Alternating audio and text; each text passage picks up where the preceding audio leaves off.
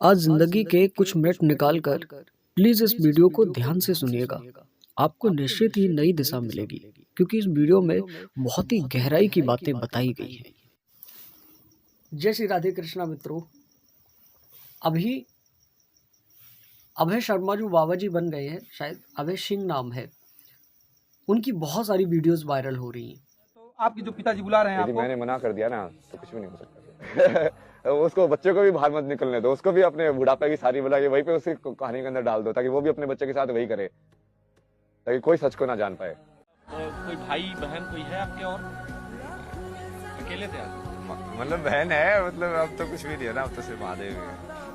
उनकी हर बात में गहराई महसूस होती है। कभी थोड़ी सी मुझे उनकी बातें अटपटी लगती हैं, जब वो ये कहते हैं कि मैं ही भगवान हूँ, तो उनकी बातों को समझना काफ़ी मुश्किल हो जाता है कि वो किस ओर इशारा कर रहे हैं। वो इस ओर इशारा कर रहे हैं कि उन्हें आत्मज्ञान हो गया है, इस वजह से बोल रहे हैं ये बात, या फिर वो मेंटली डिस्टर्ब है इस वजह से बोल रहे हैं। ये थोड़ी सी समझने में बड़ी दिक्कत होती है, लेकिन उनकी बातों में बहुत गहराई है। हो सकता है उन्हें आत्मज्ञान हो गया हो, इसलिए वो बोलते हैं कि मैं भगवान हूँ। और जो लोग बातों को समझ नहीं पाते हैं, उन्हें सामने वाला मूर्ख नज़र आता है। हालांकि मुझे वो मूर्ख नज़र नहीं आते हैं, मैं उनकी बातों को समझने की कोशिश करता हूँ, क्योंकि उनकी बातों में गहराई इतनी है कि हर व्यक्ति नहीं समझ सकता। संभवतः कि उन्हें आत्मज्ञान हो गया हो, क्योंकि उन्हें दुख दर्द इतने मिले हैं ज़िंदगी से कि आप सोच सकते हो कि एक बंदा जो 32 लाख का पैकेज, मतलब इतने पैसे में तो ज़िंदगी एक मस्ती से गुजरती है, और वो छोड़कर ये बाबा वाली लाइन चुन ली। क्यों? इसलिए कि उनको समझ आ गया कि इस दुनिया में जो लोग आ रहे हैं ना, वो एक भेड़ चाल में फंस गए हैं। तो उनको भेड़ चाल से निकालने के लिए उन्होंने ये रूप धारण कर लिया। वो जो बताते हैं उनकी हर बात सटीक बैठती है। वो समाज को एक नई दिशा दे सकते हैं, मैं समझता हूँ। अभी तक उनकी जो बातें लगती हैं, भविष्य में क्या हो, मेंटली डिस्टर्ब, वो मेंटली डिस्टर्ब है, ये बात सही है। उन्हें डिप्रेशन हुआ था, बहुत परेशान रहे हैं वो। क्योंकि देखो, मैं ऐसा क्यों बोल रहा हूँ, इसके पीछे एक वजह है। मैंने उनकी कई एक वीडियोस देखी है। तो आपके जो पिताजी बुला रहे हैं यदि आपको, मैंने मना कर दिया ना तो कुछ भी नहीं हो सकता। अरे उन लोगों ने तो मैं बीच में मैं मेडिटेशन ये सब करता था घर पे, पुलिस बुला ली, ये तो पागल हो गया है, इसको यहाँ पे लेके जाओ। भाई बहुत बढ़िया, भगवान ने छुटकारा दिलाया। जब उनसे उनके बाप के बारे में प्रश्न किया जाता है, तब वो एकदम से भड़क से जाते हैं।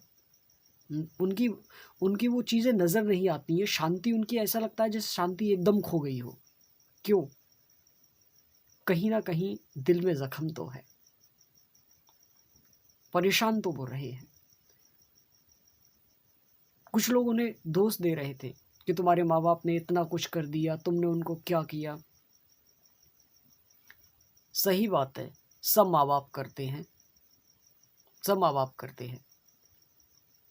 उन्होंने उनको क्या किया, ये भी प्रश्न बहुत अच्छा है। लेकिन आप जानते हैं, हर व्यक्ति अपने कर्मा से जुड़ा हुआ होता है। वो चाहे तो कर्तव्य निभा सकते हैं, शादी कर लेंगे, ठीक है। फिर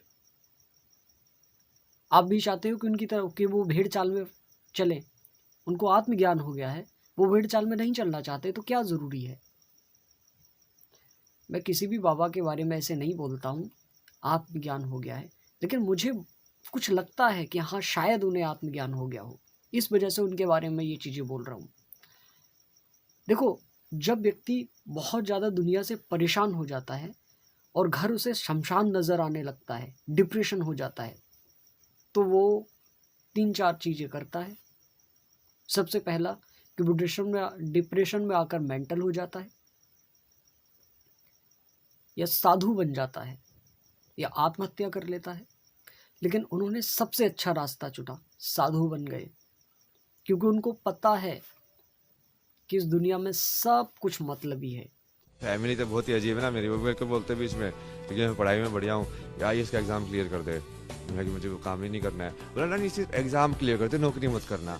मतलब ये कैसे सोच वाले लोग हैं यार। मतलब तू अपने बेसिकली 1-2 साल वेस्ट करो, वो चीज़ क्लियर करने के लिए, सिर्फ उनको ये दिखाने के लिए कि हमारे बेटे ने एग्ज़ाम क्लियर कर दिया। सब मतलब के रिश्ते हैं, वो जानते हैं, वो जान गए हैं ये बात, और इस वजह से वो एक खोज में है। शायद भगवान शिव की कृपा उन पर हो गई हो। वो ऐसा लगता है जैसे किसी चीज़ की खोज कर रहे हो अभी। तो उनको इन चीज़ों को समझना चाहिए, लेकिन लोग उनके बारे में कई तरीके की बातें कर रहे हैं। और इसी टॉपिक के साथ में मैं ये बात भी कहना चाहूँगा, खासकर माँ बाप के लिए, कि अपने बच्चों को ना ज़िंदगी को ये दिखाए कि ज़िंदगी कितनी खूबसूरत है, ये ना दिखाए कि ज़िंदगी कितनी कॉम्प्लिकेटेड है। माँ बाप बच्चों की ज़िंदगी कॉम्प्लिकेटेड बना देते हैं। सुबह उठना है 7 बजे, स्कूल जाना है, फिर आकर ट्यूशन जाना है, फिर 1 घंटे सिर्फ खेलना है, उसके बाद फिर शाम की ऑनलाइन ट्यूशन है, फिर शाम को खाना खाकर सो जाना है, फिर सुबह का ये रूटीन।